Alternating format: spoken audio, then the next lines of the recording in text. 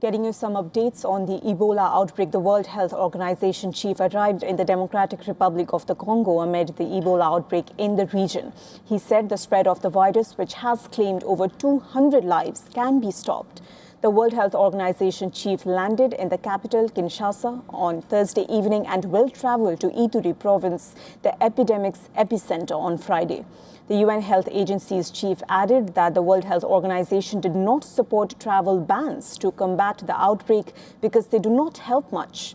The WHO has recorded 10 confirmed and 223 suspected Ebola deaths in the DRC since the outbreak was declared on May 15th. This is out of more than 1,000 confirmed and suspected cases. According to its latest figures up to May 24, these numbers add up. And meanwhile, the WHO has also identified Ebola treatments and vaccines to be tested in trials. It has recommended prioritizing 3 experimental treatments for the Bundibugyo strain of Ebola. And on the other hand, the Director General of Africa Centers for Disease Control and Prevention said a vaccine against the Bundibugyo strain of the Ebola virus will be ready by the end of the year. In terms of aid, the United States has allocated an additional $80 million to help combat the Ebola outbreak in DR Congo and Uganda. According to the State Department, with the new funding, total U.S. aid amounts to $112 million since the outbreak began. The U.S. is also setting up a facility in Kenya to quarantine U.S. citizens who have been exposed to Ebola and will not bring them home if they develop symptoms, but instead send them to a third country. The White House said so, and the United States, Mexico, and Canada have also announced aligned public health travel measures for individuals coming from African regions at greatest risk from the Ebola virus. As per the joint statement, the coordinated approach aims to protect citizens and the millions of visitors, fans, athletes, and tourists expected during the FIFA World Cup 2026.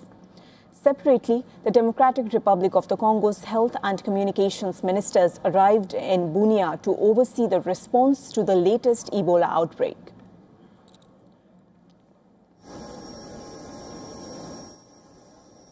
I am here, above all, to support the healthcare staff, who are bearing the brunt of the situation in healthcare centers because we have lost doctors and qualified healthcare staff.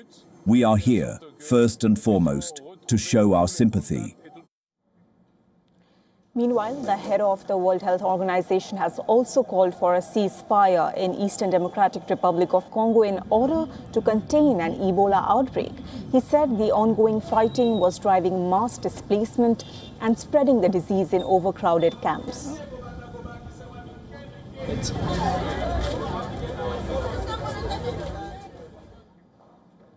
For more on this story, WION's Louisa Olani has sent us this report.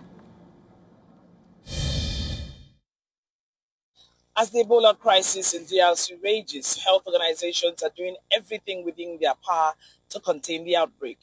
The WHO chief, in a show of solidarity, visited Kinshasa and described the outbreak as a very complex one due to the crisis situation in the country.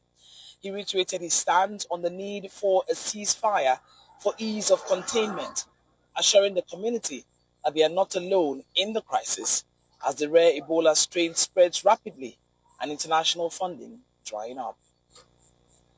From Lagos, Nigeria, Louisa Olani, WION The World.